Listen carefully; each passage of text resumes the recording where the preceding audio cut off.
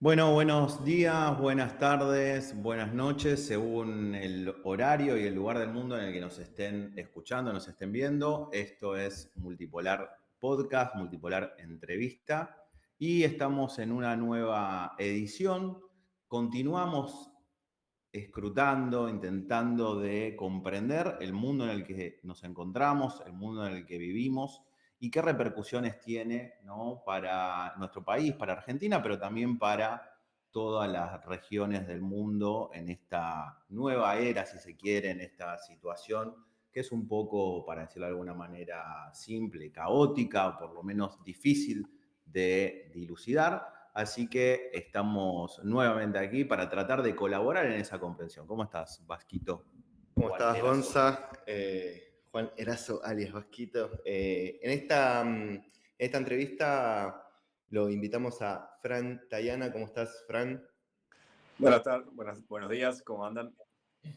Buenos días, buenas tardes, buenas noches, porque esto lo pueden ver en diferentes lugares, en diferentes momentos.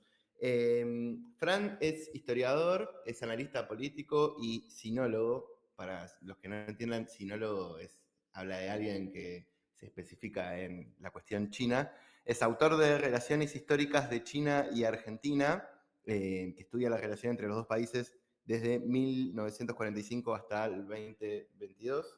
Y también de Julio Argentino Roca, Un lugar incómodo en el pensamiento nacional. Así que bueno, la idea de hoy fue invitarlo a Fran. Obviamente vamos a charlar sobre China, pero también la idea con Gonzalo es poder pasearlo por algunos otros lugares del globo, en la relación de esos lugares con China, pero bueno, también hablando de la especificidad de esas regiones. No, también hay que decir que Fran es uno de los pocos, si no el único argentino que recorrió todas las regiones, ¿sí?, de la República Popular de China, por lo menos hasta la fecha, o que sepamos. Así que no solamente tiene una comprensión teórica, histórica de este país asiático, sino que también ha recorrido y ha vivenciado lo que implica este proceso que llama la atención en el mundo de lo que es China hoy y que está sucediendo, digamos, en este país. Fran, para arrancar, como hacemos usualmente en todas las entrevistas, empezamos por una pregunta bien general, que es: ¿cómo estás viendo la situación internacional? ¿Cómo caracterizás este orden internacional? Algunos lo caratulan como un momento multipolar, otros lo caratulan como un declive relativo de Estados Unidos. Existe también la hipótesis de que estamos ante una trampa de Tucídides, ¿no? Esta idea de que en situaciones donde hay una potencia, ¿no?, emergente, otra potencia en decadencia, estallan conflictos y en el 80 y tanto por ciento de los casos de la historia eso deriva en una guerra, ¿no? Pero sin embargo hay un debate de lo que está sucediendo. Nos gustaría saber qué lectura tenés vos de esta etapa histórica, de este momento a nivel mundial. Bueno, antes que nada, muchas gracias por el espacio y por la invitación. Me parece que estamos ante el orden mundial actual fue construido luego de la Segunda Guerra Mundial con algunas particularidades realmente muy específicas y muy contingentes, ¿no? Muy de esa coyuntura, muy de ese mundo al fin de la Segunda Guerra Mundial. Y para eso tenemos que remontarnos brevemente a cuál era el sistema anterior, ¿no?, que el actual ha reemplazado. A lo largo del siglo XIX, gracias al proceso de revolución industrial, los países de Europa lograron sacar ventajas económicas, productivas, tecnológicas y militares en un par de generaciones que ampliamente superaron a las del resto del mundo. Debido a las particularidades de Europa, donde habían una serie de grandes potencias, ninguna lo suficientemente fuerte como para imponérsele al resto, pero cada una lo suficientemente poderosa para defender sus intereses, una conquista de Europa era imposible.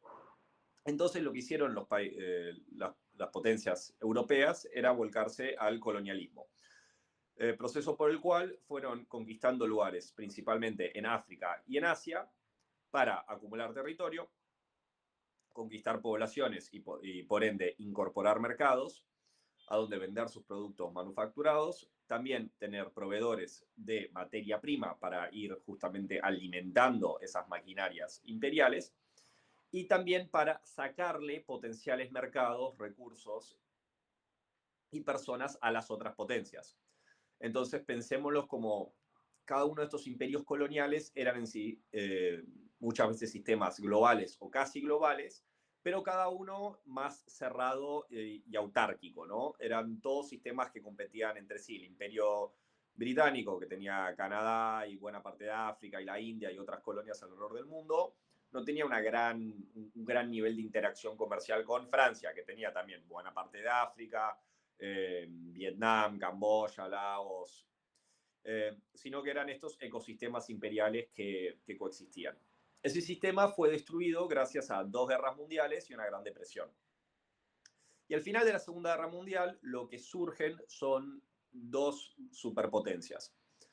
La primera va a ser la Unión de Repúblicas Socialistas Soviéticas, que al final de la Segunda Guerra Mundial logra expandir el socialismo soviético a media Europa y también a buena parte de Asia, sobre todo a partir de 1949 con la incorporación de la República Popular China a el bloque soviético. Entonces, lo que vimos es en una generación que pasamos de un único país socialista del mundo, bueno, falso porque también estaba Mongolia, pero que era un estado satélite muy pequeño poblacional y económicamente ligado a la Unión Soviética, a un bloque socialista que se extendía de Alemania del Este a Vietnam del Norte. Y esto asustó al resto de las potencias, pero particularmente asustó a Estados Unidos, la otra gran potencia que emerge de la Segunda Guerra Mundial. Y digamos, el máximo imperativo estratégico de los Estados Unidos, que es un país de escala continental, flanqueado por 2 océanos, y que en 1945 era más del 50% del PIB mundial, su gran pesadilla estratégica es que una potencia logre unificar Eurasia. Porque si una potencia lograse unificar a todas esas personas y todos esos recursos y toda esa capacidad productiva en un mismo marco institucional, esa potencia podría pasar a dominar los océanos del mundo, cosa que desde 1945 en adelante hace Estados Unidos.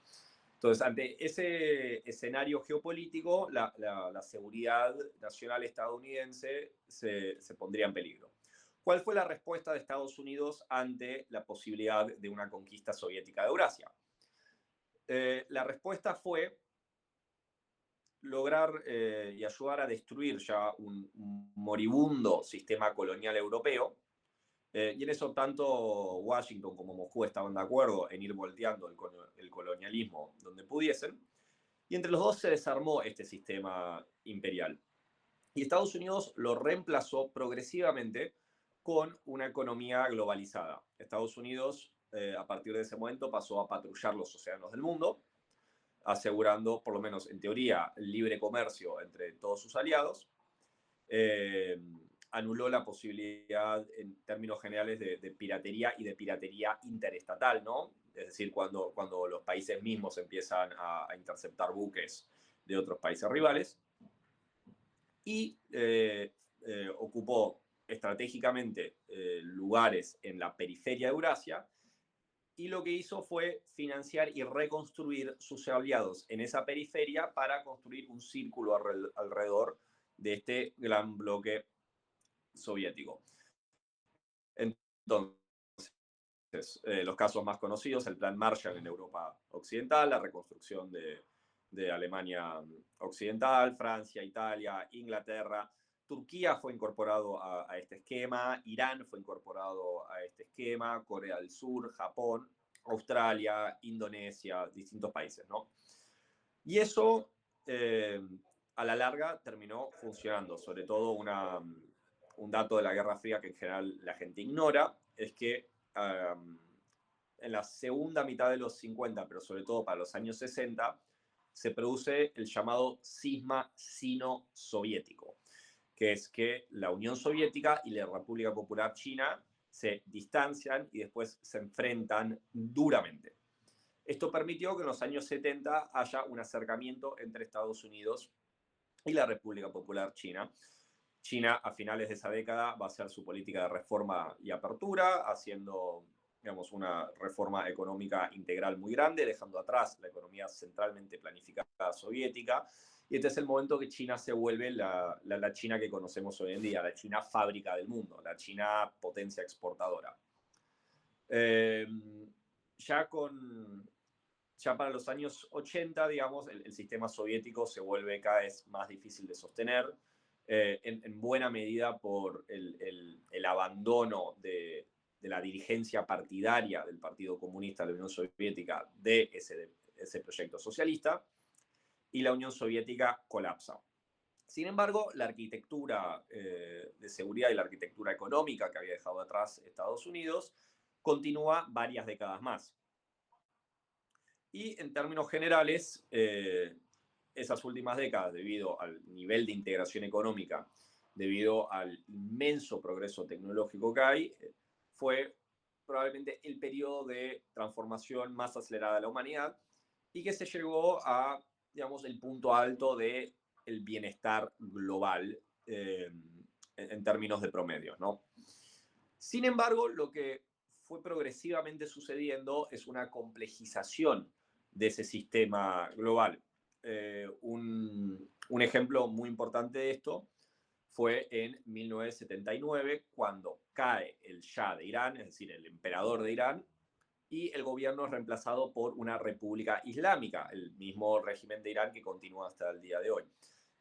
Con esto vemos la erupción de el extremismo islámico como una fuerza política, algo que en realidad, más allá de que a veces el extremismo islámico parezca arcaico o reaccionario en sus aspiraciones, es un fenómeno político extremadamente contemporáneo, es un movimiento muy reciente.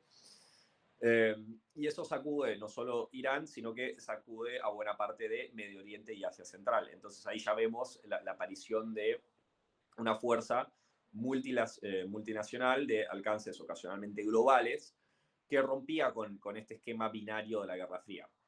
Por otro lado, la República Popular China, si bien hizo estas modernizaciones económicas y logró un crecimiento muy importante, la República Popular China sigue hasta el día de hoy siendo un país socialista, gobernado por un sistema marxista-leninista, gobernado por el Partido Comunista de China, que mantiene, en términos generales, ese marco teórico y no ha abandonado nunca sus aspiraciones de constituirse como una de las grandes naciones del mundo. Por otro lado, hemos visto en los últimos años el crecimiento de nuevos actores que, tras un periodo de conquista colonial y la inmensa destrucción que eso trajo, una recuperación a lo largo de las décadas, y ya hemos podido observar cómo se han constituido como grandes potencias en ascenso, particularmente el caso de la India. Y la India nuevamente rompe con estos esquemas más binarios de la Guerra Fría. La India siempre fue un país que tuvo su propia política exterior, sus propios intereses. Es un país que siempre se ha resistido a verse enlistado en facciones de potencias extranjeras, y que también ha desarrollado en las últimas décadas un movimiento político muy autóctono y muy particular, como es el Hindutva, que es el nacionalismo hinduista, es decir, el nacionalismo de la religión autóctona de la India, el hinduismo, con sus propios intereses, sus propias aspiraciones. Mucho se ha hablado de del creciente deterioro de las relaciones sino-estadounidenses. Los años 90 fueron en ese sentido un periodo progresivamente cada vez más tenso, pero con los atentados del 11 de septiembre del 2001, las prioridades de Estados Unidos se alejaron de la competencia con otras potencias y se focalizaron casi exclusivamente durante unos 10 o 15 años contra la amenaza del el extremismo islámico. Y ahí recordemos la ocupación de Afganistán, la guerra de Irak, su involucramiento en Libia, en Siria, en otros lugares que nunca se ha logrado desprender totalmente. En medio de todo esto también vemos el resurgimiento de Rusia como una potencia geopolítica. Y si bien Rusia está muy lejos de representar un Estado de las dimensiones y las capacidades de la Unión Soviética en su momento, ha demostrado ser una potencia regional que está dispuesta a reconstruir y a defender su esfera de influencia, aún a través de la conquista militar, como hemos visto en Crimea en el 2014 y actualmente desde el 2022 con la guerra de Ucrania. Vemos también una multiplicación de distintos espacios multilaterales, desde la crisis del 2008, espacios tales como el G20, que plantearon justamente ampliar, digamos, el club de países con peso en el sistema internacional. Hemos visto el surgimiento de espacios multilaterales completamente por fuera del control de la hegemonía de Estados Unidos, como puede ser el caso de los BRICS o la Organización de Cooperación de Shanghái. Vemos... Fran, ¿y esto vos lo caracterizarías como una multipolaridad en ascenso, como algo que se empieza a dar, como algo ya dado, con otro concepto? La otra vez estábamos hablando y vos tenías otra definición, no era multipolaridad, porque claramente hay algo que cambió, ¿no? Digamos, de ese mundo post-Segunda Guerra Mundial, 2001, crisis del 2008 que repercute a nivel internacional, sobre todo en el sistema bancario hegemonizado por Estados Unidos. Bueno, y eso hoy en día, ¿cómo lo caracterizaríamos? ¿Qué mundo tenemos? Yo lo caracterizaría como un mundo multipolar, lo caracterizaría como un sistema multipolar. Me parece que de eso quedan pocas dudas, digamos. Parecido, a veces, muchas veces se habla de conceptos tales como nueva Guerra Fría. Me parece que si vamos a utilizar paralelismos históricos que nunca dejan de ser un poco inexactos, me parece que estamos avanzando a un mundo más parecido al del siglo XIX que describimos al principio que el de la Guerra Fría, porque tenemos efectivamente una serie de grandes potencias, ninguna lo suficientemente fuerte para imponérsela al resto, cada una lo suficientemente capaz de defender sus esferas de influencia y sus intereses más fundamentales. Al término que yo me resisto es al de orden multipolar, porque no me queda para nada claro que un mundo multipolar vaya a ser ordenado. Y me parece que la multiplicación de conflictos y la multiplicación de hipótesis y conflictos que vemos alrededor del mundo tienden a reforzar esta tendencia. Por otro lado, este sistema de economía globalizada que construyó Estados Unidos en 1945 no queda muy claro cuánto vaya a continuar beneficiando a Estados Unidos en el futuro, porque el objetivo principal, que era evitar el dominio soviético de Eurasia, fue cumplido al momento de la desintegración de la Unión Soviética, y este sistema global que depende esencialmente de la supremacía naval estadounidense, el único país del mundo que es capaz de patrullar todos los océanos al mismo tiempo, lo que ha resultado es en la emergencia de grandes rivales geopolíticos tales como China. China me parece que es el más claro beneficiario de ese sistema económico global que le ha permitido dar inmensos saltos en su productividad, en su desarrollo económico, en su desarrollo científico, en su desarrollo militar, y hoy representa alrededor del 60 y pico por ciento del PBI estadounidense en términos nominales, y es una potencia en ascenso que a Estados Unidos le presenta un desafío crecientemente difícil y crecientemente capaz. Entonces, a futuro, ¿hasta qué punto a Estados Unidos le sirve o le conviene mantener y continuar defendiendo este sistema global? Bueno, esa es la gran pregunta que veremos en las siguientes décadas. Y hemos visto un creciente sentimiento en Estados Unidos, todavía no generalizado, pero un creciente sentimiento de un nuevo aislacionismo, ¿no?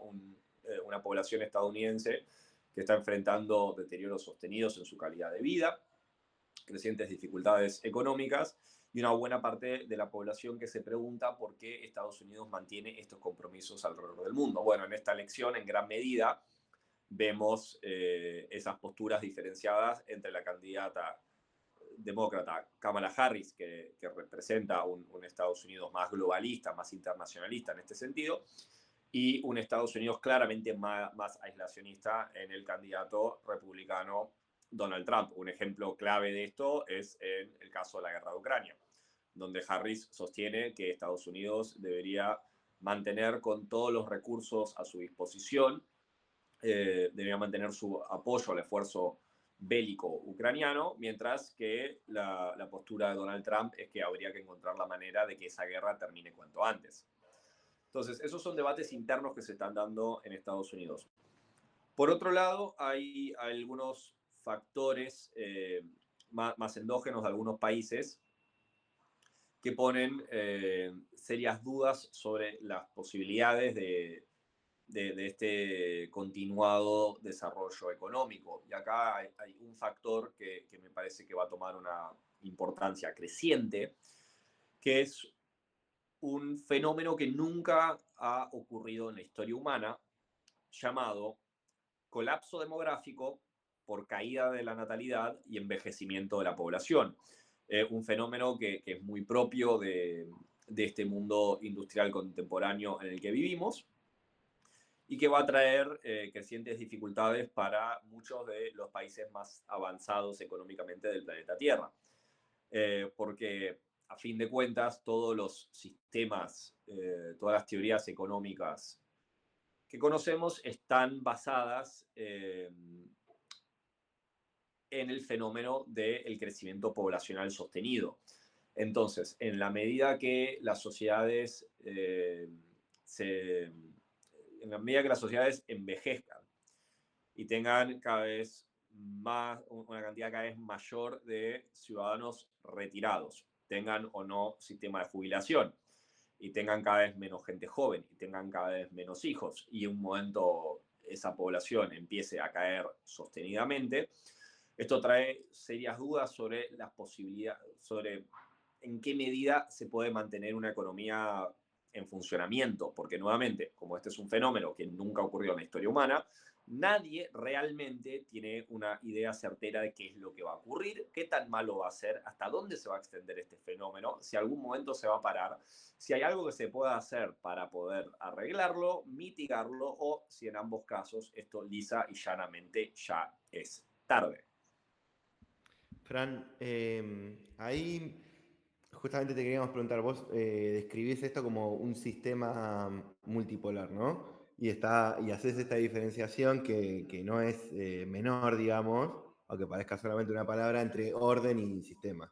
Te queríamos preguntar, en este sistema multipolar actual, ¿qué rol jugaría América Latina y qué rol jugaría África? Si querés, podemos ir en partes por cada uno de los lugares, pero en el caso africano, la idea es medio pasar por varios lugares del mundo, pero en el caso africano hay toda una situación, digamos, no sé si decirlo novedosa y eso, pero hay un proceso de convulsión política, digamos, ¿no? A partir de todo el proceso del Sahel centralmente.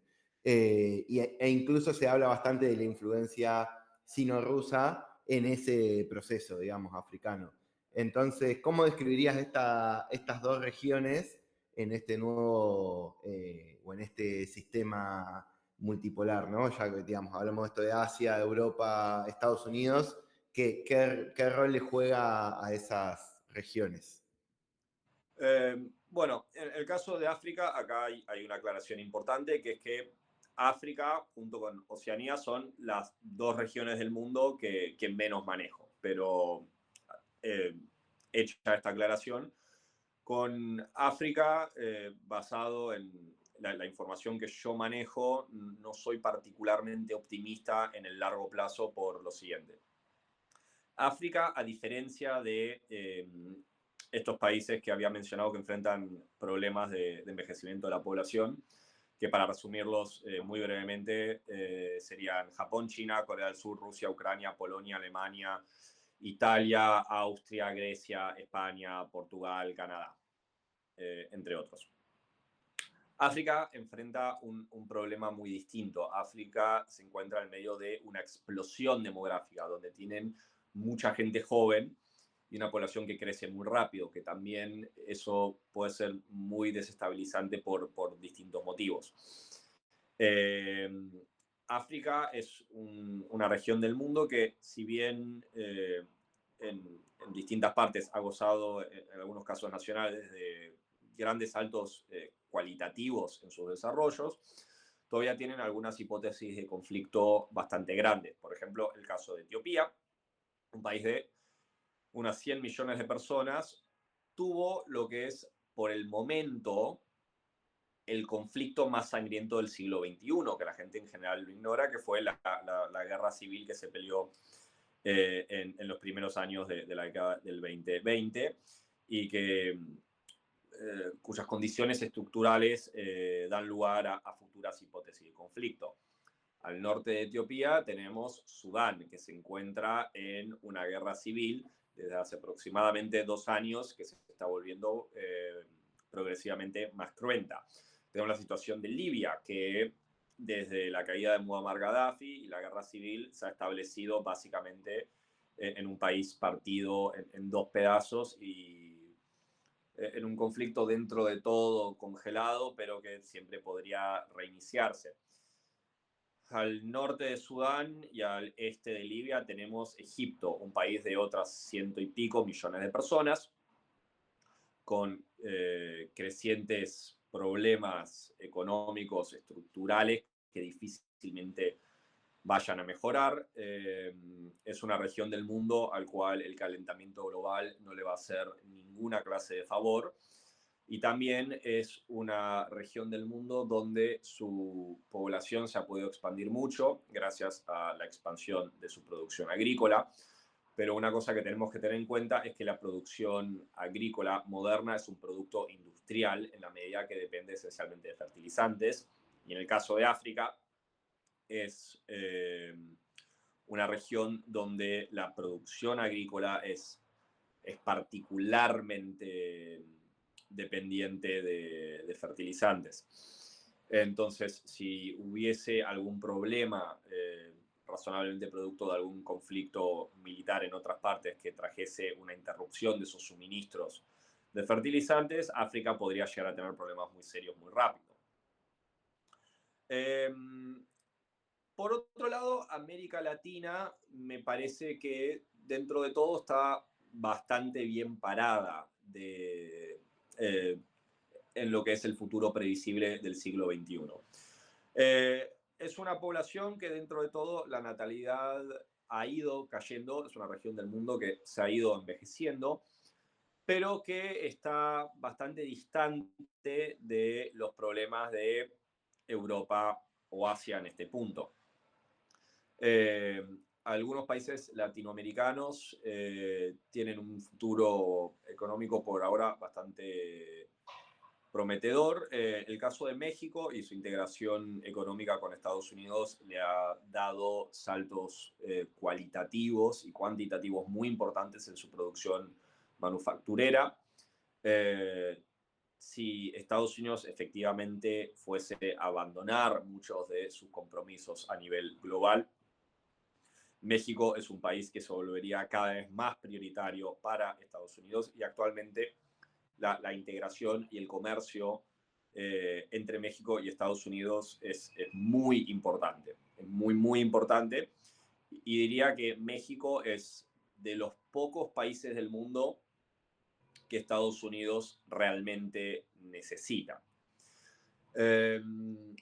Si bien es cierto que América Latina tradicionalmente es una parte del mundo que siempre ha tenido una demanda insatisfecha por inversiones de capital, América Latina en general le cuesta bastante acumular capital de manera propia y siempre ha dependido de esas inversiones. Y debido a su vasta geografía y una geografía muy accidentada, siempre se necesitaba de grandes inversiones, sobre todo en infraestructura, para poder llegar a un potencial económico que en última instancia no ha sido realizado. Y a esto se le agrega que la disponibilidad de capital barato en el mundo probablemente vaya a ir cayendo en las siguientes décadas. América Latina de todas maneras tiene algunas ventajas importantes. América Latina es una región en general de paz, hay pocos conflictos interestatales. Los países latinoamericanos en términos generales enfrentan pocas amenazas existenciales. Es una región del mundo sin armas atómicas y a la cual nadie le está apuntando armas atómicas, lo cual no es un dato geopolítico menor. Y es una región del mundo que se encuentra alejada de las principales hipótesis de conflicto.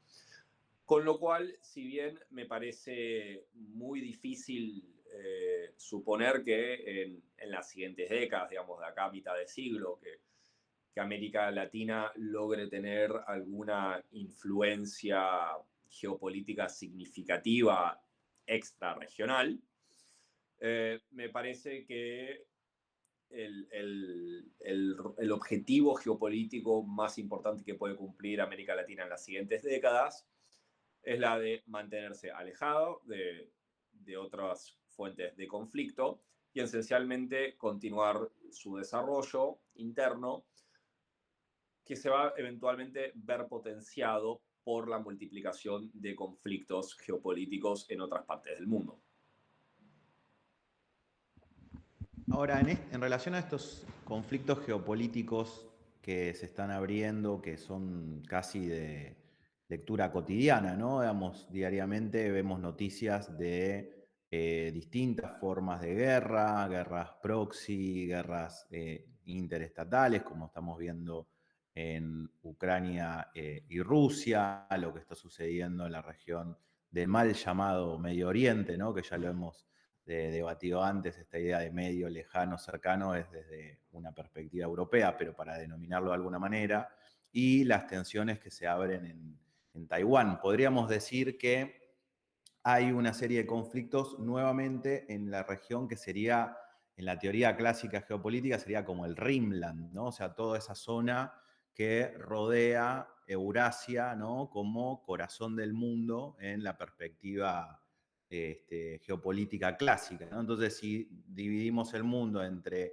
Eurasia como el área pivote, el área corazón, el Rimland, toda esa zona que rodea, ¿no? a esa zona, estamos viendo que nuevamente empiezan a estallar conflictos en esas costuras, ¿no? Digamos, que están rodeando y que podría decirse que es una forma de procesar estas tensiones geopolíticas de forma no directa, pero que sí están estallando en esta zona del mundo. ¿Vos considerás que esto es parte, digamos, de esa lectura geopolítica, que esos conflictos tienen que ver con estas tensiones mundiales o se explican más bien por tensiones propias de esas regiones, de esos países, que no tienen vínculo necesario con este mundo multipolar?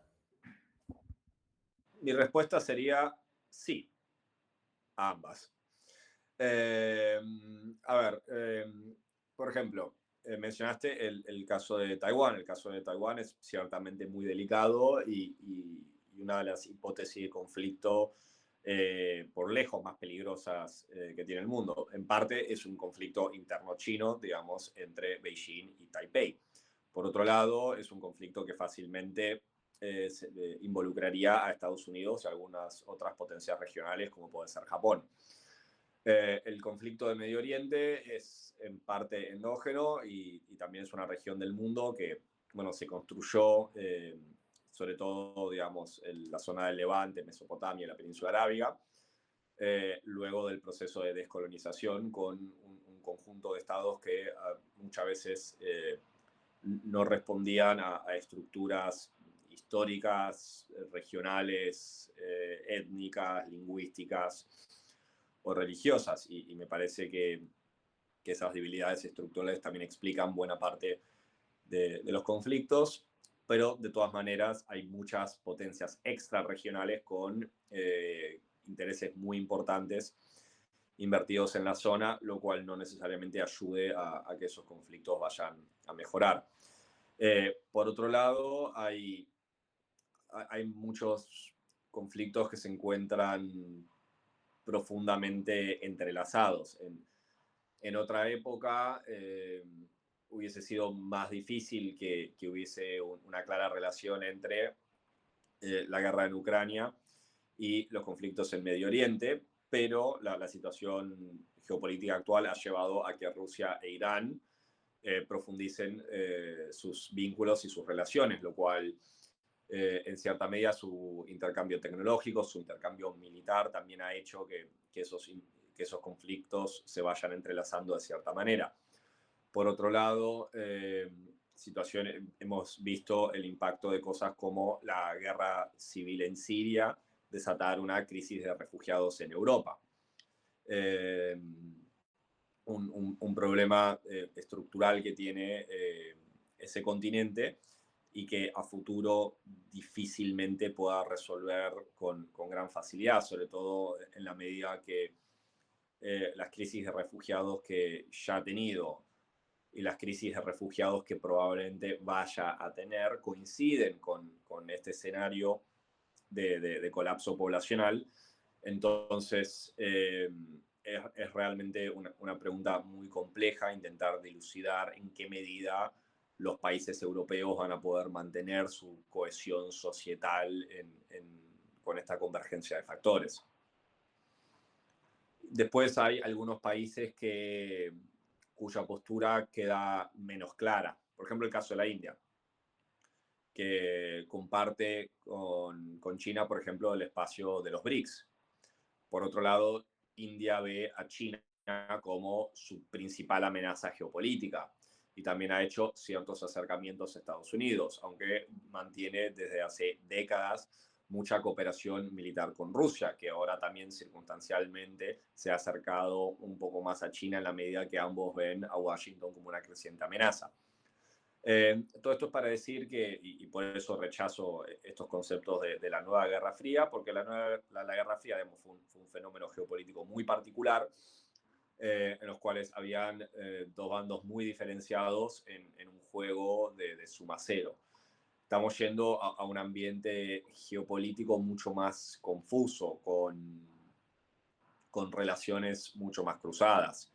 La India también, por ejemplo, tiene bastante buena relación con Japón, que tiene una relación bastante distante con Rusia, en parte por lo de Ucrania, pero también en parte porque Rusia ha tenido un gran acercamiento a Corea del Norte, que Japón ve como una amenaza. Entonces hay muchas de esas líneas que se terminan cruzando.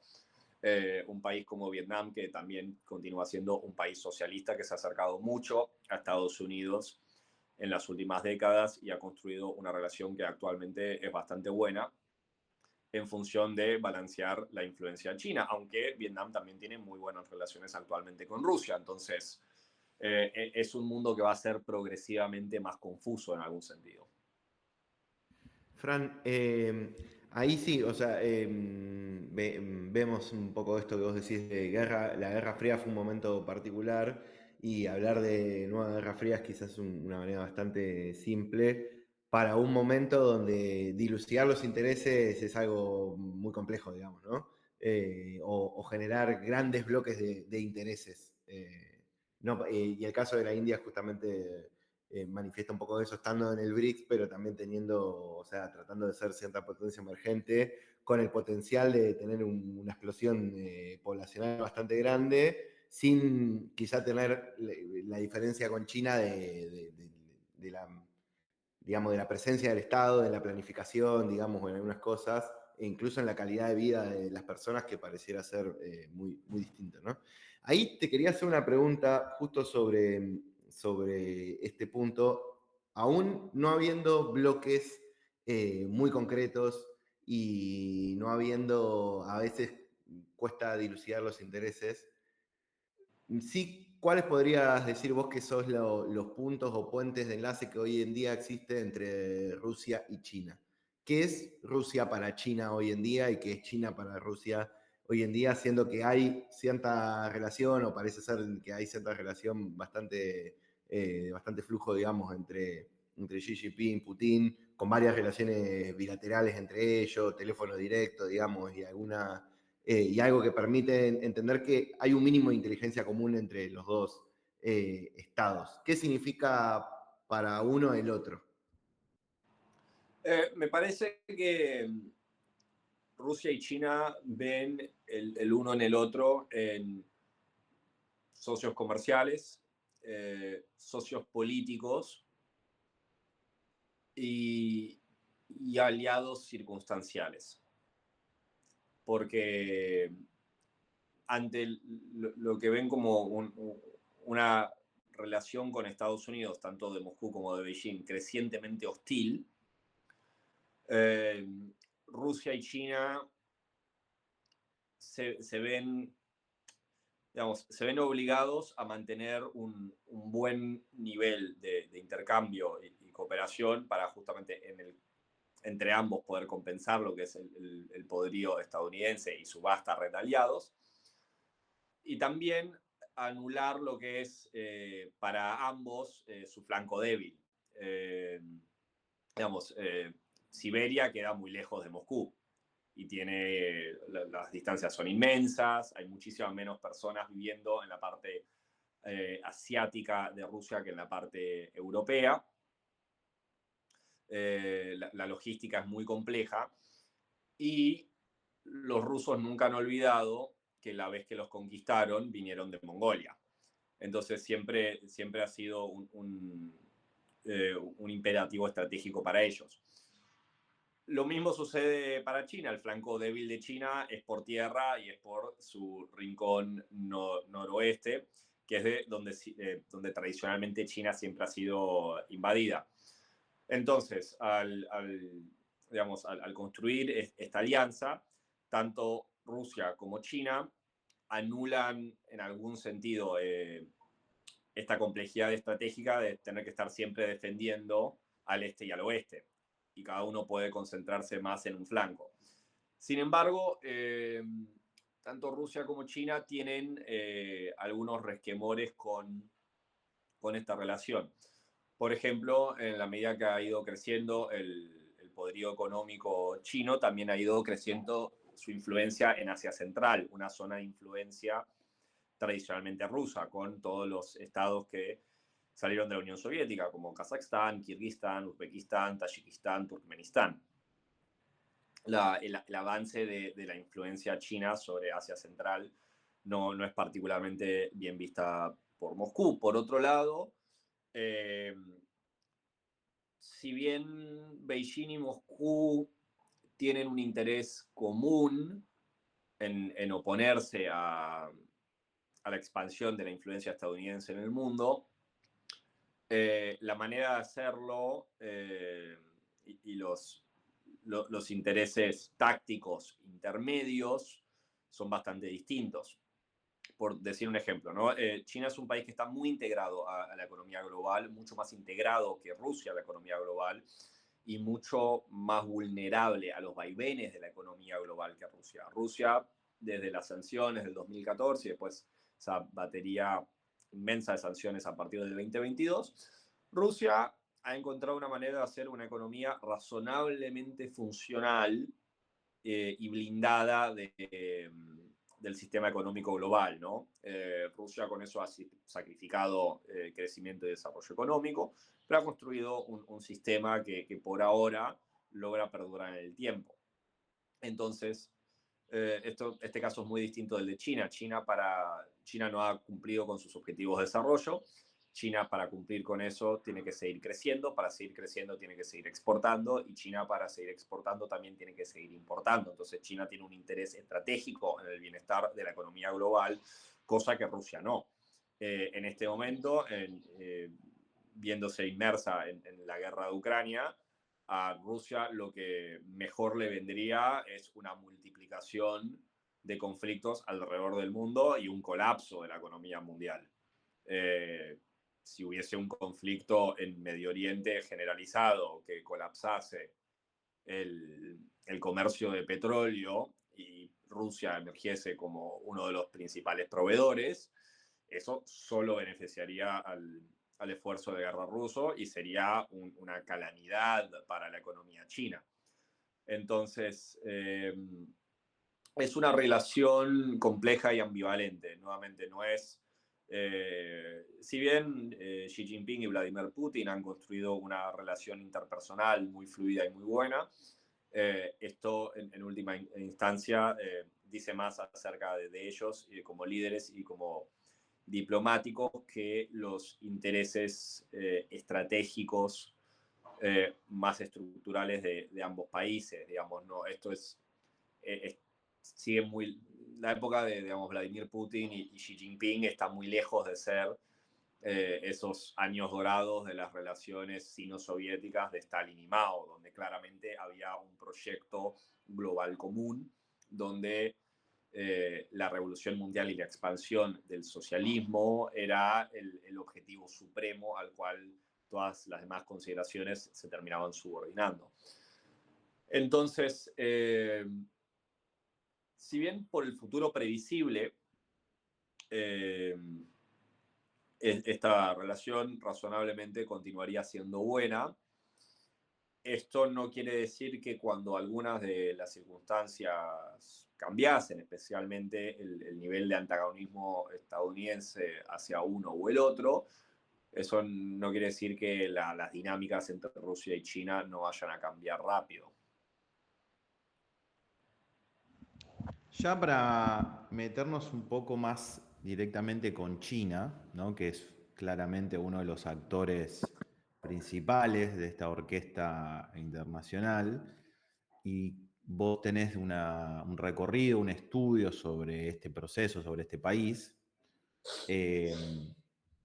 No te preocupes, no te voy a preguntar por cuál es la historia de los últimos 5.000 años de China, pero más o menos todas las preguntas tienen que arrancar desde aquella época.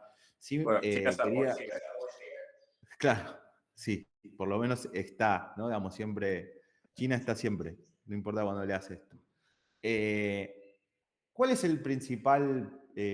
la principal preocupación de China? ¿No? O sea, claramente lo venimos viendo en términos de Estados Unidos, sus intereses globales, lo que pasaba desde el siglo XIX, ¿no? Digamos, con la fase colonial imperialista.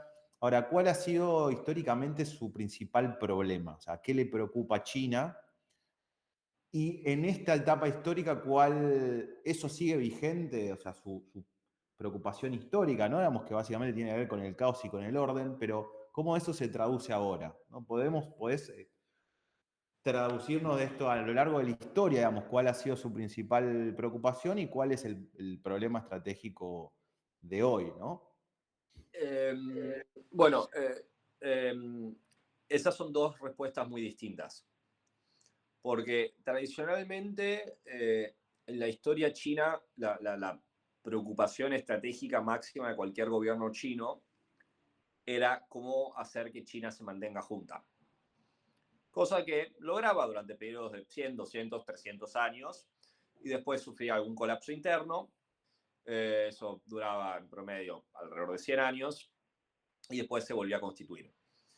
Y así vamos en general la historia china está ordenada a través de las distintas dinastías, ¿no? Los ciclos dinásticos que tuvo. ¿Y por qué es esto? Bueno, porque en la antigüedad, en su universo conocido, con muy pocas excepciones, realmente nunca había, digamos, otros estados comparables en esa región del mundo al poderío del imperio chino. Y antes, digamos, de la modernidad industrial, diría con la excepción de los mongoles del siglo XI y XII bajo Gengis Khan, en general, casi todas las peores cosas que le sucedieron a China fueron conflictos internos. Hay guerras civiles chinas con un número de muertes comparables a la Primera Guerra Mundial, o sea, para dimensionarlo. De hecho, muchas de las guerras más sangrientas de la historia son guerras que se pelearon exclusivamente dentro de China. Entonces, la preocupación estratégica de China era cómo mantener ese sistema imperial consolidado. Mientras que el resto del mundo era una preocupación de un orden terciario secundario. Esto ha cambiado en términos estratégicos mucho en los últimos años, sobre todo a partir de 1978 en adelante, cuando China hizo esta gran integración a la economía mundial gracias a la política de reforma y apertura, que por un lado le permitió dar a China inmensos saltos en unas generaciones, realmente el proceso de desarrollo económico más acelerado en la historia humana, 800 millones de personas sacadas de la pobreza, un país que tenía un PIB per cápita comparable a un país africano en los años 70 y actualmente es la segunda economía más grande del mundo y disputa el desarrollo de tecnología de vanguardia cabeza a cabeza con Estados Unidos. Todo esto vino con un costo, que es el siguiente. China nunca fue tan vulnerable externamente, ¿no? Por simplemente nombrar dos casos. China es el principal importador de alimentos del mundo, China es el principal importador de petróleo del mundo, y China no controla los océanos del mundo. El que controla los océanos del mundo es Estados Unidos. Entonces, por primera vez en su historia, la perspectiva de un bloqueo naval a China le representa una amenaza existencial. Porque China simplemente no produce suficiente comida para alimentar a su gente y no produce suficiente petróleo para mantener las luces prendidas. Entonces, si bien China hace 200 años que no era tan poderosa, China nunca tuvo este nivel de vulnerabilidad geopolítica. Entonces, el gran imperativo de Beijing es ver cómo logra ir superando esa realidad sin caer en un conflicto que sea en un lugar y en un tiempo que China no elija, y sin que su ascenso antagonice a tal nivel a otras potencias de que al punto de que éstas decidan actuar preventivamente contra China. En relación a esta inserción de China en la economía mundial y la economía mundial en China, y relacionándolo con su historia previa, ¿vos creés que hay una continuidad en sus formas de relacionarse con otras zonas del mundo que es parte también de su cultura, de su tradición, que está más asociada, si se quiere, a los vínculos comerciales y a ir incorporando, ¿no?, esta idea de incorporar a los bárbaros a la propia cultura china para poder neutralizarlos como amenaza a través del comercio, de las vinculaciones dentro del sistema imperial? Y si eso se continúa en la actualidad, es un formato que ya los chinos lo tienen, digamos, muy, muy desarrollado, a diferencia de otras formas de relacionamiento que conocemos, sobre todo en Occidente, que estuvieron atravesadas por el colonialismo, por el imperialismo, de un tipo más centrado en lo bélico. No sé si eso se podría hacer esa analogía entre las formas históricas de relacionamiento con otras zonas del mundo de Occidente y de lo que está pasando ahora. Lo digo esto porque también hay una discusión actual de si China es una nueva forma de imperialismo o no, ¿no? Traduciéndolo en términos más sencillos. Claro, a ver, como siempre sucede con esos paralelismos históricos, a ver, sí y no. Para mí la diferencia fundamental entre la construcción de poder chino en el mundo, si veo como una línea continua desde el primer emperador hasta Xi Jinping, me parece que una cosa que tienen en común es que China no cree en un modelo chino, cree en la existencia de una China, digamos, una experiencia civilizatoria particular irreplicable. China nunca ha tenido una vocación evangelizadora. China nunca estuvo muy interesada en exportar su cultura o su civilización. Eso tuvo una visión mucho más introspectiva y una concepción más centrípeta, si se quiere, más gravitatoria de su influencia, ¿no? Es a medida que China expande en importancia, hay más regiones del mundo cada vez más alejadas que vayan hacia China. Y ahí, y esto se contrastaría con Occidente, que ahí me parece que, si bien, digamos, el aspecto bélico y expansionista es innegable en la historia occidental, diría que ese, en última instancia, es más un síntoma del marco teórico más fundamental de lo que es la civilización occidental, que muy resumidamente, desde la época del Imperio Romano en adelante, Occidente siempre tuvo una concepción profundamente universalista y evangelizadora de sus valores, ¿no? Esta idea de que, bueno, Occidente en general no cree en valores occidentales, no piensa sus valores como idiosincráticos, ¿no? No es que nosotros pensamos ciertas cosas porque somos occidentales, sino que en general piensa que sus valores son valores en sí mismos. Son sus valores porque esos valores están bien, son universales, tienen, bueno, valor en sí mismo, vaya la redundancia. Y mucho del pensamiento occidental puede resumirse a un concepto de que una vez que arribamos a la conclusión de cuáles son los valores correctos, el único real problema del mundo es que hay cierta gente que no los comparte. Y en la medida que la gente comparta estos valores, lentamente todos los problemas se van a ir arreglando. Una versión también profundamente utópica. Y esto puede ser utilizado para caracterizar el Imperio Romano. Esto puede ser utilizado para caracterizar el cristianismo, la conquista de América, el liberalismo, el socialismo, la Revolución Francesa, la Declaración Universal de los Derechos Humanos y también algunos de los movimientos políticos y sociales y culturales más recientes que han tenido cuna en Occidente, pero replican esta matriz, como por ejemplo el ambientalismo, el movimiento LGTB, el feminismo. Digamos, todos tienen esta raíz en común de la concepción universalista de sus valores y una vocación evangelizadora, digamos. Son en Occidente siempre los sistemas de pensamiento requieren para su triunfo una adopción universal. Y me parece que muchas veces eso se replica después en distintas estrategias políticas que van desde una intervención militar directa a el trabajo de ONGs en distintas partes del mundo. Fran, nuevamente sobre China.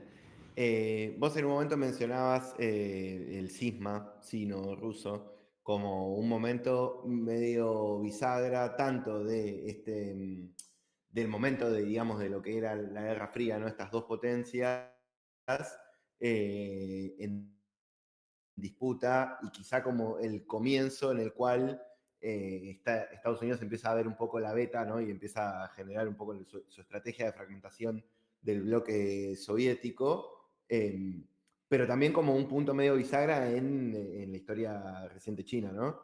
Y en su historia, digamos, en lo que sería la historia de la China comunista, como, digamos, así entre paréntesis. ¿Cuáles son los principales elementos, si vos me tuvieras que decir, mira, 5 elementos que hacen que China hoy en día sea una posible potencia, digamos, o esté, digamos, en la disputa de la hegemonía global y sea la potencia que hoy es en día, y cómo se relaciona también un poco, o sea, cuáles son esos elementos que hacen a la China de hoy y cuál es la relación un poco entre entre esto, partido, Estado y empresas y mercado, digamos, ¿no? Esto, digamos, estas tres patas, partido, Estado y mercado, y incluso un mercado capitalista, ¿no? Los dos modelos en un mismo país. Bueno, me parece que el primer punto fundamental que tiene a favor es, para citar al expresidente de Francia, el general de Gaulle, cuando le preguntaron en los años 60, mi general, ¿qué piensa usted de China? Y él respondió, pienso que China es un país grande, habitado por muchos chinos. Digamos, me parece que la primera ventaja clara que tiene China es su cuestión cuantitativa. China es el tercer país más grande del mundo, tiene alrededor de 9 millones de kilómetros cuadrados. China es ahora actualmente el segundo país más poblado del mundo con 1.400 millones de habitantes. China también tiene muchísima variedad geográfica, desde las estepas congeladas de Siberia a las playas tropicales de Hainan, a la montaña más alta del mundo, a junglas, a desiertos, a minerales, a tierras raras. Digamos, las dimensiones de China son a veces realmente difíciles de apreciar en su justa medida. Y bueno, finalmente, como dijo en su momento Stalin, la cantidad es una cualidad en sí misma. Entonces me parece que hay una cuestión de las dimensiones de China que siempre la van a ser un país de peso, independientemente de lo que haga, simplemente por sus dimensiones. Después me parece que el liderazgo político chino fue absolutamente clave, ya que lograron evitar la fragmentación del país. Y después de la guerra civil y con la consolidación de la República Popular en 1949, China logró un Estado unificado con muy pocas pérdidas territoriales coloniales, ¿no? Perdieron algunos territorios pequeños en Asia Central, perdieron un poco de costa en el noreste de lo que antes se llamaba Manchuria, y el territorio más significativo que perdieron fue la actual República de Mongolia. Pero fuera de eso, si uno ve un mapa de lo que es la República Popular China y lo que fue la última dinastía imperial, la dinastía Qing, el mapa es bastante parecido. Entonces lograron mantener una integridad territorial en un momento que perfectamente China pudo haber sido balcanizada y partida en muchos pedazos, como le pasó al Imperio Otomano. Por otro lado, me parece que el sistema de gobierno ha logrado implementar distintas etapas de desarrollo en algunas cuestiones bastante clave, digamos, el primer modelo económico que tuvieron, digamos, el sistema de economía soviética centralmente planificado, es un sistema económico que, si bien a la larga empieza a tener algunos problemas de ineficiencia cada vez mayores, sí es un sistema de gobierno que a un país como en el caso de China en 1950, que había salido de un siglo de destrucciones producto de depredaciones coloniales y conflictos internos, sí es un sistema que logra dar muchos saltos en muy poco tiempo, porque es un sistema inicialmente muy eficiente para la alocación de capital, digamos. Es un sistema que sirve mucho para construir inicialmente ciudades, caminos, puertos, puentes, sobre todo en un país enormemente devastado. Logró con eso crear una sociedad progresivamente urbana, con una clase obrera integrada, disciplinada, y con unas fuerzas armadas, en una fuerza moderna, cohesiva y firmemente subordinada a la dirigencia civil. Entonces China, bajo el modelo soviético, nunca tuvo un real problema de un potencial golpe de Estado. Como tampoco lo tuvo la Unión Soviética, digamos. En eso la tensión entre lo civil y lo militar es un asunto, bueno, muy particular, muy delicado en América Latina, pero que el sistema soviético en general logró resolver de una manera eficaz, por decir de alguna manera. Y después fueron sobre esas bases la que, aprovechando esta transformación en la Guerra Fría, que Deng Xiaoping fue capaz de llevar adelante esta política innovadora y aprovechar ese momento geopolítico para integrarse más plenamente a la economía global y dar saltos cualitativos. Después, si vamos más a lo anecdótico, digamos, China también tiene algunas ventajas importantes que otros países en vías de desarrollo enfrentan con crecientes dificultades. Para ponerlo en términos muy sencillos, en China no hay armas y en China no hay drogas. Y resulta que cuando en tu país no hay gente drogada y armada, o sea, la seguridad social y la cohesión interna es muy superior. Y esto, digamos, no es una cosa exclusiva de China, digamos. Japón sucede lo mismo, en Corea sucede lo mismo, digamos. La soberanía entendida como el monopolio del uso de la fuerza sobre un territorio por parte de un Estado es una cosa firmemente asentada en el este de Asia, ¿no? Y en todos estos países que comparten una matriz cultural confuciana. Por otro lado, China lo que ha desarrollado es un sistema bastante particular económico en el cual, si bien tiene un sector privado pujante, los imperativos del desarrollo económico están marcados por el Estado. También, siendo un país socialista, y este es un punto muy fundamental por el cual yo discuto abiertamente con gente que me quiere argumentar que la República Popular China es un país capitalista, China es un país en el cual el dinero no te da poder. Punto. Y eso es lo que lo diferencia de países capitalistas. Y eso tiene una correlación que es que ningún extranjero tiene poder en China. La influencia extranjera es muy acotada. Los extranjeros no pueden tener empresas en China. Todas las empresas que se instalan en China tienen un socio chino y ese socio chino tiene que tener por lo menos el 51% de la empresa. Entonces, también es un país que tiene un inmenso nivel de soberanía económica. Es una cultura que tradicionalmente ha puesto muchísimo énfasis en la educación y en el trabajo. Digamos, hay muchos motivos por los cuales China es como es. Muchos de ellos son muy particulares a China, muy idiosincráticos a China. Hay cosas que se pueden apreciar, hay cosas que se pueden admirar, hay lecciones ocasionales que se pueden sacar, absolutamente, pero yo también en eso, yo no creo que exista un modelo chino para el desarrollo. Y en ese sentido me parece que países en vías de desarrollo lo que debieran hacer es justamente hacer como los chinos, no en el sentido de imitar, intentar replicar el modelo chino, sino que justamente ponerse a pensar y debatir qué modelo de modernidad industrial le sería más apto a las particularidades propias de su sociedad, su cultura y su gente.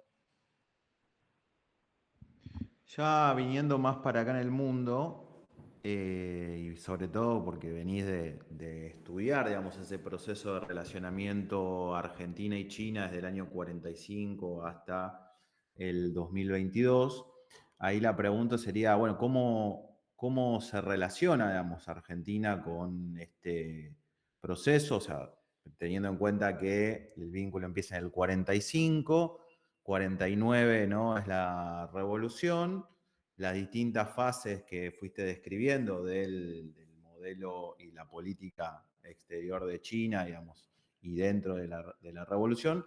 ¿Cómo podrías caracterizar esos distintos momentos de la relación de Argentina con China y cuál crees que es el patrón de relacionamiento que debería priorizarse desde un país como el nuestro, ¿no? Digamos, en América Latina, en una zona de Sudamérica, con las situaciones que ya conocemos de nuestro país, ¿no? Que actualmente somos un país agroexportador, con una economía bastante movida, cíclica, con momentos de avance y estancamiento. Bueno, ¿cómo se fue dando ese relacionamiento a lo largo de estos años del 45 y cómo crees que debería ser la forma más óptima de ese relacionamiento? Bueno, del 45 en adelante obviamente hubieron muchos vaivenes.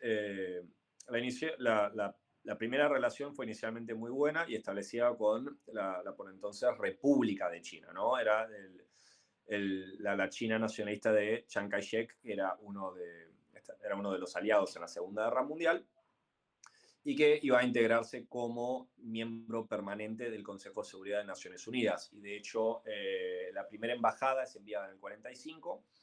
El doctor José Arce presenta sus credenciales frente a Chiang Kai-shek y lo que negocia es que la República de China apoye el ingreso argentino a las Naciones Unidas como miembro fundador. Lo cual nos muestra de que desde el inicio, digamos, de la estructura geopolítica actual, tanto China como Argentina han tenido algunos factores estructurales que los llevaban a encontrar el uno en el otro a un aliado no tradicional que ampliase su margen de maniobra en el concierto de las naciones y que multiplique sus posibilidades diplomáticas. Se firmó un tratado de amistad en el 47 o en el 48, si no me equivoco, pero bueno, con el triunfo de la Revolución Socialista,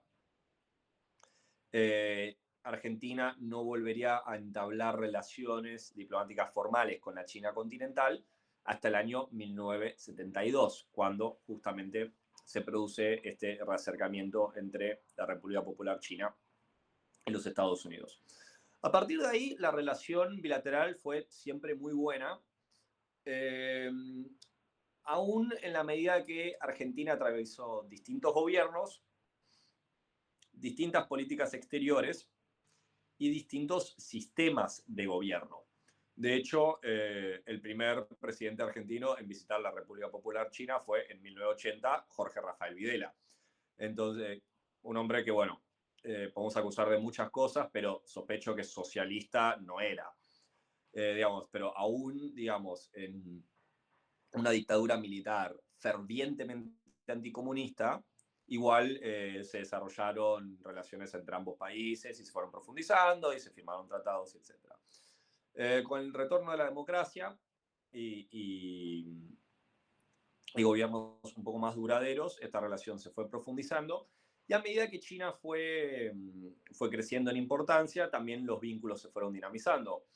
Se habla mucho, digamos, del intercambio comercial, pero también hay que recordar que en el caso de Argentina hay intercambios educativos, hay intercambios culturales, hay cooperación científica, en biotecnología, en energía nuclear, en exploración aeroespacial, en las campañas antárticas. Una relación que fue muy dinámica y con algunas pausas y algunos retrocesos. En general, digamos, tenía una creciente integración, coronado, diría yo, bajo la presidencia de Alberto Fernández, que firmó en el marco del 50 aniversario de Relaciones la integración de Argentina en la iniciativa de la Franja de la Ruta, también comúnmente conocida como la Nueva Ruta a la Seda, este gran proyecto de infraestructura chino alrededor del mundo, y después con la invitación a que Argentina pase a formar parte de los BRICS Plus. Desde el ascenso a la presidencia del gobierno de Javier Milei,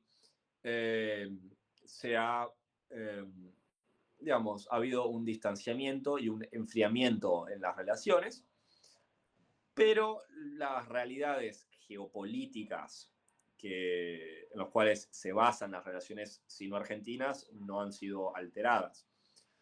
Entonces, si entendemos el gobierno actual como una contingencia, digamos, una circunstancia histórica que no va a poder modificar esos factores de más larga duración, en principio no, o sea, en lo inmediato no hay un freno importante a que las relaciones continúen desarrollándose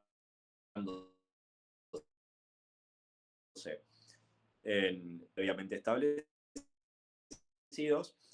y no creo que hubiesen mayores dificultades a futuro para una reorientación de la política argentina para con Beijing. En ese sentido, China es un país que ha estado hace miles de años en el mismo lugar y calculo que va a seguir ahí un rato más. Y Argentina es un país que, por muchas de las cosas que describimos de estos desarrollos geopolíticos globales, yo creo que también es un país que va a ser más preciado en el sistema internacional a medida que avance este siglo. Fran, pareciera ser que la principal dificultad de la relación de China con Argentina es que Argentina no sabe muy bien qué hacer con su relación con China, digamos. A veces, y pareciera ser que cada vez que asume un gobierno distinto, ese gobierno va cambiando, no quizá estructuralmente, pero va cambiando sus intereses, incluso hasta a veces con ciertas topes y barras muy ideologizadas, ¿no? Quizá podría ser este caso, el del gobierno actual, uno. Sin embargo, en el caso, primero y principal, la primera pregunta, si coincidís un poco con eso, digamos, o sea, en cuáles son las principales problemáticas de la relación entre Argentina y China.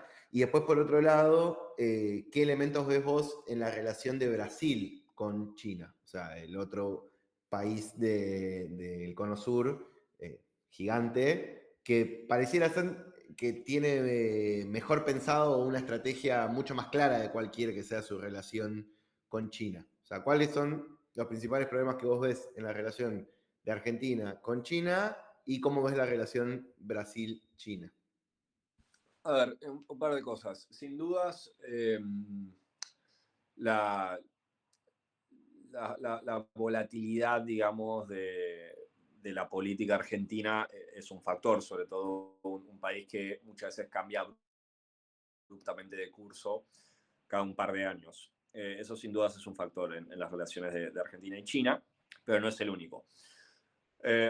También está el factor de otras potencias que juegan, como es el caso de Estados Unidos, que no tiene ningún interés y ninguna razón para permitir el crecimiento de la influencia china en América Latina. De hecho, sus intereses estratégicos son exactamente antagónicos a eso, y es un país que tiene capacidad de ejercer influencia y presión sobre gobiernos argentinos. Es ciertamente muy considerable. También, por otro lado, China también tiene sus propias dificultades a la hora de acercarse a un país como Argentina y otros países del mundo, porque China también es un país que no tiene el mismo nivel de soft power, de influencia que pueden tener otros países del mundo, ¿no? Como es el caso de Estados Unidos. Bueno, ¿cuál es la influencia cultural china sobre Argentina? Es muy limitado. La gente en este país, en general, si habla un segundo idioma, habla inglés, no habla chino. La gente ve películas estadounidenses, la gente imita la cultura estadounidense, no la cultura china. Las aspiraciones muchas veces nos vienen marcados de la cultura estadounidense, la influencia de hasta el lenguaje coloquial estadounidense en el lunfardo argentino es palpable y es creciente. O sea, no sé desde cuándo la gente dice bro comúnmente y de manera no irónica. Pero me parece que en eso China tiene un desafío en su soft power particular. También a la hora de la comunicación, China es un país en el cual el periodismo, digamos, significa algo en general distinto a como se entiende en Occidente. Y en general la manera de comunicación también es distinta. En el caso de un país como Estados Unidos también es mucho más polifónica. Tenés distintos medios, distintos discursos, distintas posiciones que logran ir impactando sobre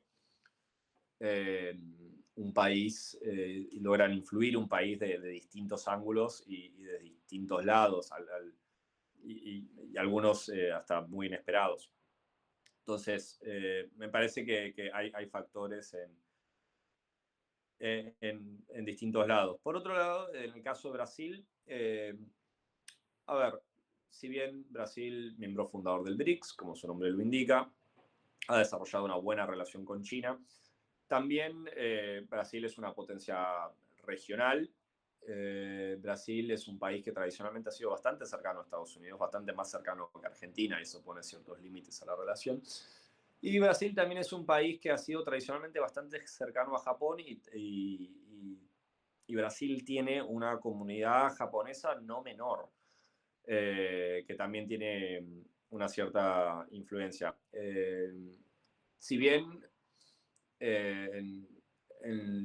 bueno, sobre todo desde que asumió Javier Milei, muchas veces he visto en ciertos espacios que se usa el ejemplo del Brasil de Lula en su relación con China, en su relación con otros países del mundo, como un ejemplo positivo, mientras la Argentina de Milei se utiliza como el ejemplo negativo, sobre todo en cuanto a las relaciones con China. Yo argumentaría que hasta diciembre del año pasado, en general, me parece que Argentina tenía una relación bastante más fluida y que Argentina, por distintos factores estructurales, era el socio natural de China en América Latina, bastante más que Brasil.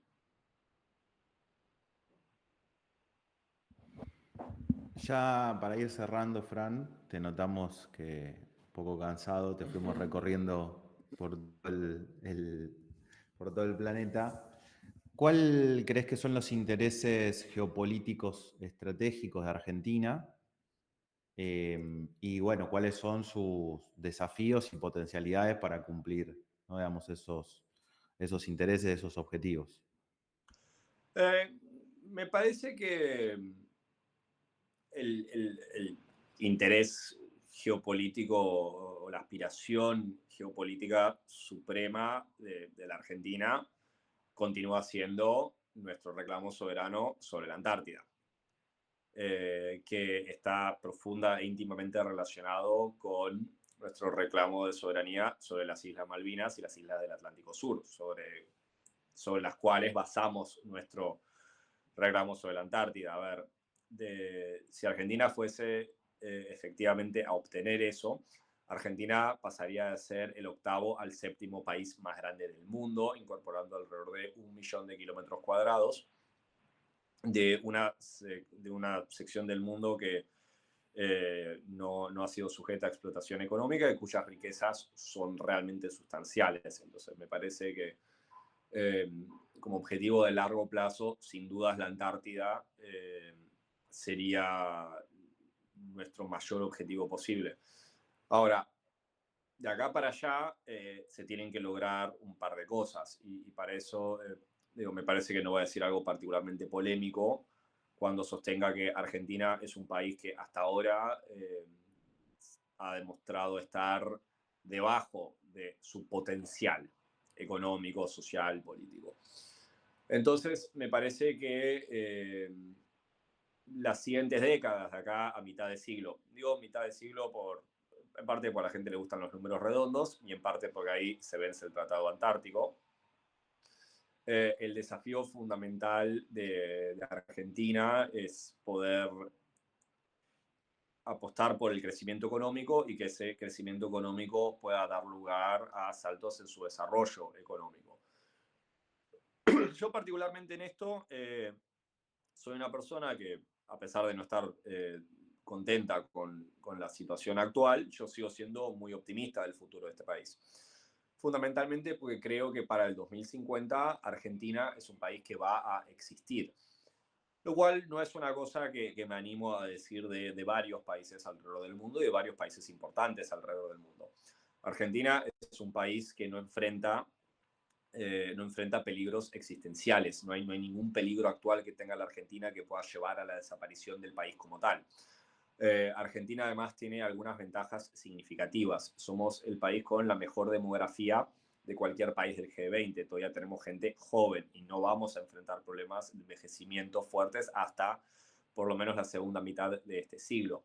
Somos un país que produce alimentos, que es algo que la gente tiene que consumir todos los días, a diferencia de los iPhones. Tenemos energía, tenemos gas no convencional, tenemos petróleo. Se calcula que la plataforma que encontraron fuera de Mar del Plata son como 3 veces vaca muerta. Tenemos energía nuclear, somos de los pocos países del mundo que puede producir a gran escala energía eólica y solar. Tenemos amplios recursos minerales, no solo litio, sino que razonablemente tengamos bastante cobre. Y se debe minar más cobre en los siguientes 30 años que todo el cobre que se ha minado a lo largo de toda la historia humana. Somos un país bien anclado geográficamente, entre una cordillera, un océano, una meseta, una Mesopotamia y una jungla.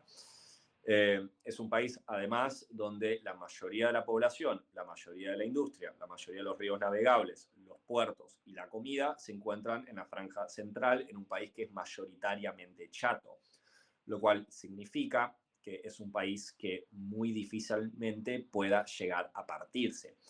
Es uno de los países más seguros en términos militares del mundo. Este país es casi imposible de invadir y además es un país muy difícil de gobernar, como sabemos, bueno, todos los y las argentinas, pero es un país que no enfrenta ninguna hipótesis de conflicto activo y es un país al cual nadie le está apuntando armas nucleares en una situación geopolítica global que, como me he dedicado a detallar en la última hora y pico, es ciertamente muy frágil. Y en eso yo creo que Argentina tiene las posibilidades de ser,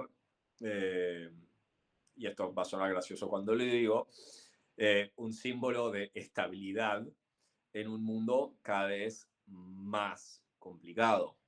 Y en eso me parece que en la medida que este país logre logre acomodar ciertas cuestiones, me parece que este es un país que debería prepararse para en 15, 20 años empezar a recibir mucha inmigración de distintas partes del mundo, mucha gente, digamos, con mano de obra capacitada y con capital acumulado que podría darnos un salto cualitativo muy significativo en poco tiempo.